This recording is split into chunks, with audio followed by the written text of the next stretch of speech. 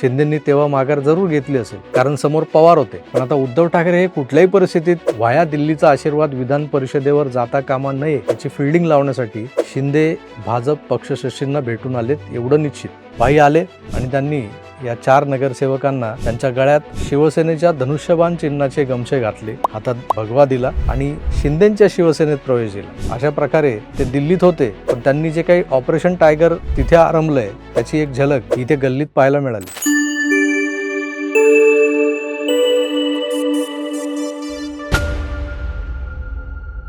व्हिडिओचं शीर्षक वाचलंच असेल तुम्ही, भाई दिल्लीत आणि ऑपरेशन टायगर झालं गल्लीत.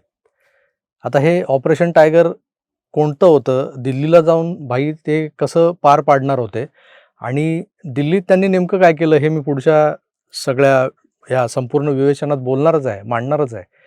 पण जे गल्लीत झालेलं जे ऑपरेशन आहे, ऑपरेशन टायगर, ते मात्र सगळ्यात आधी सांगतो.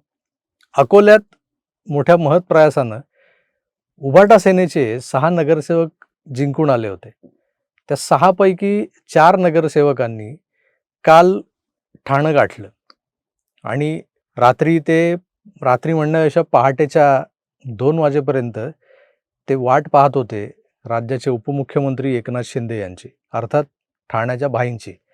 भाई आले आणि त्यांनी या 4 नगरसेवकांना त्यांच्या गळ्यात शिवसेनेच्या धनुष्यबाण चिन्हाचे गमछे घातले, हातात भगवा दिला आणि शिंदेंच्या शिवसेनेत प्रवेश दिला.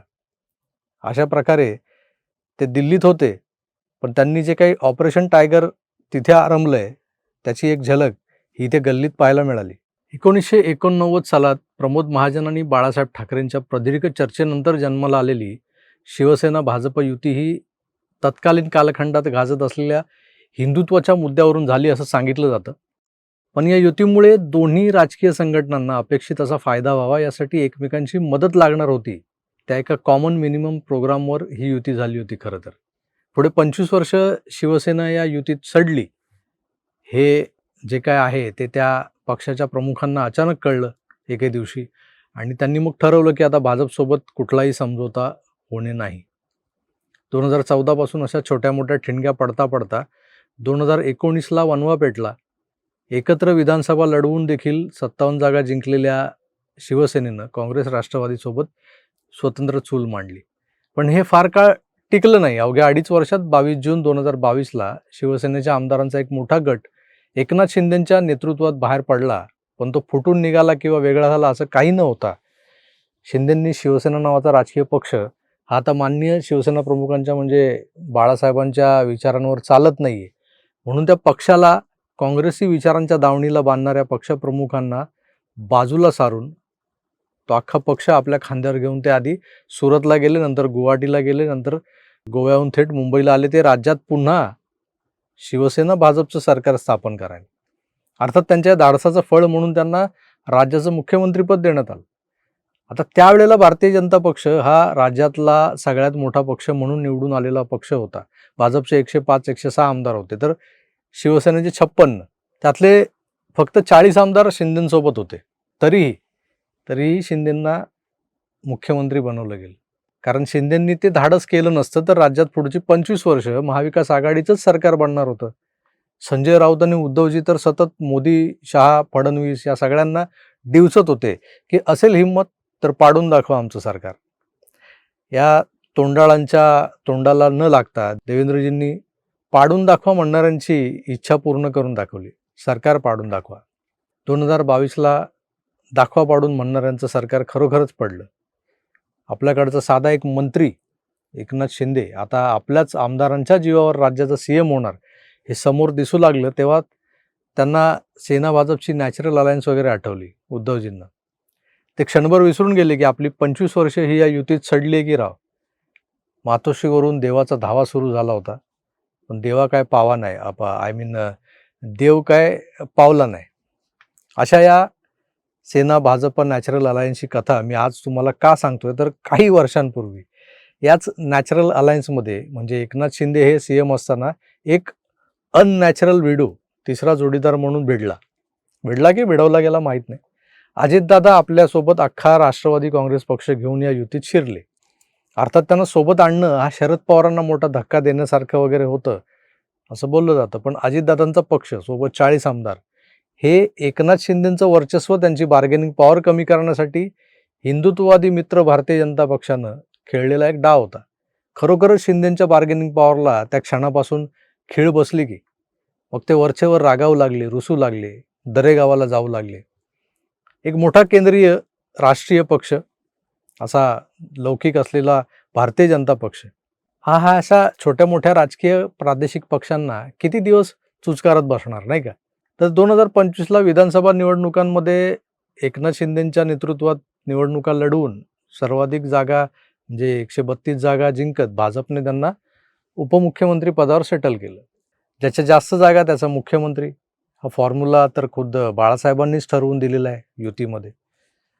हल्ली बिहारमध्येही कमी जागा असलेल्या मित्रपक्षाच्या नितीश कुमार नावाच्या सीएमला भाजपनं थेट राज्यसभेचे खासदार बनवून बिहारच्या लोकल पॉलिटिक्समधून विदा करून टाकलंय. अर्थात नितीश कुमार आता थकलेत. शिंदेंचं तसं नाही. शिंदेंचं वय, त्यांचा 18, 19, 20 तास काम करण्याचा स्टॅमिना ही त्यांची जमेची बाजू आहे.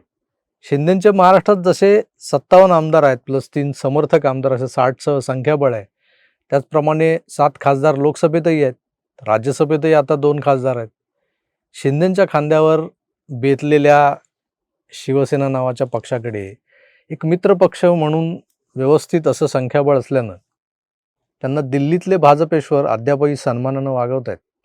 किमान ते तरी ही बाब विसरलेले नसावेत की शिंदेंनी बंड केलं नसतं तर पुन्हा महाराष्ट्रात भाजपला सत्तेची फळं चाखायला कदाचित अजून काही वर्ष वाट पाहावी लागली असती. शिंदे जसे त्यांच्या जन्मगावी, ज्याला शुद्ध मराठीत आपण नेटिव्ह प्लेस म्हणतो, त्या दरेगावी गेले की महाराष्ट्रात आजही चर्चांना उधाण येतं, ते तसेच दिल्लीला गेले की महाराष्ट्रातला एक ठराविक दिशेला झुकलेला जो मीडिया आहे तो अस्वस्थ होतो. संजय राऊतांना अमित शहांच्या सुलतानी फौजा आठवतात. बरंच काही घडतं. पण शिंदे दरवेळेला दिल्लीला किंवा दरेगावला जातात तेव्हा ते नाराज होऊनच जातात. हा जो नरेटिव्ह जसा फोल आहे, तसाच त्यांच्या आजच्या राजकीय वजनाबद्दल असलेली अनभिज्ञता हा दुसरा एक भ्रम आहे. शिंदेंना भाजप आपल्या तालावर नाचवत असेलही कदाचित, कारण तुम्ही मार्क केलं असेल की ते आपल्या भाषणात जेवढं शिवसेना प्रमुख बाळासाहेब ठाकरेंचं किंवा धर्मवीर आनंद दिघे साहेबांचं नाव घेत नाहीत, तेवढं ते मोदी साहेबांचं, अमित शहांचं नाव घेतात, जास्त करून मोदीजींचं. तर पंतप्रधानांबद्दल आदर वगैरे सगळं ठीक आहे, पण ते कुठेतरी जाणवतं की शिंदेंचे हात दगडाखाली आहेत. जिल्हा परिषदा, महानगरपालिका अशा स्थानिक पातळ्यांवरच्या निवडणुकांमध्येही शिंदेंना भाजपनं बऱ्याच ठिकाणी कोंडीत पकडलेलं आपण पाहिले. काही ठिकाणी शिंदे भाजपला आडवे गेलेत. हा व्हिडिओ शूट करत असताना कदाचित शिंदे दिल्लीहून परतलेही असतील, कारण ते मागचे 2 दिवस दिल्लीत होते. मीडियातल्या काही लोकांना सुपाऱ्याच दिलेल्या आहेत की शिंदे दिल्लीला गेले की फडणवीसांच्या तक्रारीच करायला जातात, हा नरेटिव्ह सेट करायचा. पण एक लक्षात घ्या, ते जरूर काही बाबी मोदी शहांच्या कानावर घालत असतील, त्यांना खटकणाऱ्या, पण ते आता रडण्या भेकण्याच्या पलीकडे गेलेले आहेत. त्यांची बार्गेनिंग पॉवर जेव्हापासून कमी करण्याचा कार्यक्रम एका बाजूला सुरू झाला होता, तेव्हापासून ते प्रचंड सावधपणे आपली ताकद वाढवण्याच्या कामाला लागलेले दिसलेत मला. त्यात आता अजितदादांच्या अकस्मात जाण्यानं शिंदेंवर दडपण आणणाऱ्या एनसीपीच्या 41 आमदारांच्या संख्याबळालाही छेद गेलाय. त्यात एनसीपीच्या मर्जरच्या गोष्टी कानावर येत आहेत. शरद पवारांना राज्यसभेवर पाठवून भाजप पुन्हा सेफ गेम खेळू पाहते. अशात राष्ट्रवादीची ताकद जर भविष्यात विभागली जाणार असेल, सगळेच जर भाजपमध्ये जाणार, तर मग एका मतदारसंघात किती जण कमळ या चिन्हावर लढणार ना? या पेच प्रसंगात अनेक राजकीय नेते, पदाधिकारी आता एकनाथ शिंदेंच्या शिवसेनेकडे पर्याय म्हणून पाहू लागलेले आहेत, एवढं निश्चित. तर यामागचं एक कारण असंही आहे की 2029ला भाजप स्वबळावर लढणार, कारण आताच त्यांच्याकडे 131 प्लस अशा काही जागा आहेत, म्हणजे जवळपास ते 142च्या घरात जात आहेत. त्यामुळे 2029ला काय युती आघाड्या होत नसतात, हे नरेटिव्ह व्यवस्थित सेट केले गेलेले आहे. पण त्यात दम नाही आहे, कारण भाजपने जिंकलेल्या 131 जागांपैकी किमान 50 जागा या अशा आहेत जिथं शिंदेंच्या सेनेची मतं, एनसीपीची म्हणजे अजितदादांच्या एनसीपीची मतं ही महायुतीला मिळालेली आहेत, जी तो आमदार निवडून देण्यासाठी निर्णायक होती. व्हाईस वर्सा तेच शिवसेना आणि एनसीपी सोबतही झालंय कित्येक जागांवर. भाजपच्या मतांच्या जोरावर सेना आणि एनसीपीचे आमदार निवडून आलेले आहेत. तेव्हा 2029ला कोणाला कोणाची गरजच लागणार नाही या भ्रमात कुठल्याही राजकीय पक्षानं राहू नये, एवढं तर स्पष्ट आहे. मग शिंदे दिल्लीला का जातात, किंबहुना परवा ते दिल्लीला का गेले? तर या प्रश्नाचं उत्तर देताना काही महत्त्वाचे मुद्दे लक्षात घ्यायला हवेत. राज्यातल्या भाजपनं शिंदेंना कसं छळलंय ही नेहमीची तक्रार त्यांनी केली आहे की नाही आपल्याला माहीत नाही.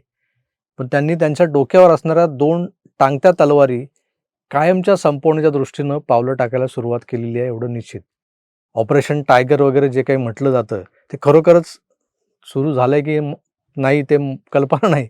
एकतर शिवसेना पक्ष आणि धनुष्यबाण चिन्ह यावरचा सुप्रीम कोर्टातला खटला आहे, तो निकाली काढायचा आहे. दुसरं म्हणजे राज्यात ठाकरे हे आडनाव जोवर राजकारणातली जी काही स्पेस आहे ती व्यापून राहील तोवर शिंदेंना मोकळा अवकाश मिळणार नाही हे त्यांना चांगलं ठाऊकच आहे. पण शिंदेंना रोखण्यासाठी ठाकरेंना अधूनमधून बूस्टर डोस कुठून दिला जातो हे सुद्धा आमच्या सुजाण प्रेक्षकांना चांगलंच ठाऊक आहे. आता झालंय काय तर उद्धवजींचा विधान परिषदेचा कार्यकाळ संपत आलाय. पण आता असं झालंय की महाराष्ट्रातल्या राजकीय परिघात टिकून राहायचं आहे तर वैधानिक पद असायलाच हवंय, म्हणून त्यांना पुन्हा आमदारकी हवीच आहे. शरद पवारांना दिल्लीत घेऊन भाजपने शिंदेंच्या कदाचित एक वाढू शकत असलेल्या आमदाराला बसवलं गेलंय. शिंदेंनी तेव्हा माघार जरूर घेतली असेल, कारण समोर पवार होते. पण आता उद्धव ठाकरे हे कुठल्याही परिस्थितीत वाया दिल्लीचा आशीर्वाद विधान परिषदेवर जाता कामा नये याची फिल्डिंग लावण्यासाठी शिंदे भाजप पक्षश्रेष्ठींना भेटून आलेत, एवढं निश्चित. उद्धव ठाकरेंना महाराष्ट्राच्या राजकारणात स्पेस असेल तरच शिंदेंची भाजपला गरज लागते असाही एक नरेटिव्ह पसरवला गेलाय. शिंदेंना दाबण्यासाठी ठाकरे लागतात असाही नरेटिव्ह पसरलेला आहेच. पण आता शिंदेंकडे महाराष्ट्रातला एक स्ट्रॉंग प्रादेशिक पक्ष बनण्याची आहे ती संधी NCP मधल्या अनिश्चिततेमुळे चालून आलेली आहे. ती संधी ओळखून पश्चिम महाराष्ट्रात शिंदेंचा एक वेगळा गेम प्लॅन सुरू झालाय असं देखील समजतंय. तेव्हा कदाचित 2029ची सत्ता समीकरणं बदलण्याची ताकद एखाद्या प्रादेशिक पक्षात जर आली आणि त्यामुळं भाजपला स्वबळाच्या नाऱ्याला मागे घ्यावं लागू शकतं अशी परिस्थिती निर्माण झाली तर त्यात काय आश्चर्य वाटून घेऊ नका. त्यामुळे दिल्लीतले भाजप नेते या सगळ्या शक्यता पडताळूनच शिंदेंना तिकडे एंटरटेन करत असतात, करत राहतील. कारण भाजपला जर देशाच्या विकासाचं मॉडेल यशस्वीरित्या सगळीकडे राबवायचं असेल तर 1-2 राज्यात तडजोडी या कराव्याच लागणार आहेत. आणि त्या तडजोडीला मोदी शहा हे नेहमीच तयार असतात. राष्ट्र प्रथम हे तत्व राजकारणापेक्षा निश्चितच मोठं आहे, याचा विसर मोदीजींना किंवा अमित शहांना पडणार नाही एवढी खात्री आहे त्यांच्याबद्दल. मित्रो, वरवर शांत वाटत असलेलं महाराष्ट्रातलं राजकारण हे आतल्यात नेहमीच एखाद्या ज्वालामुखीसारखं खदखदत असतं. त्याची धग राज्याच्या विकासाला पोहोचू नये एवढीच अपेक्षा करतो. तुर्तास मी थांबतोय. तुम्हाला काय वाटतं हे कमेंट्स करून मला जरूर कळवा. पुन्हा भेटूच, तोवर आपली काळजी घ्या आणि पाहत राहा आपलं आवडतं यूट्यूब चॅनल आकार DG9. धन्यवाद. नमस्कार.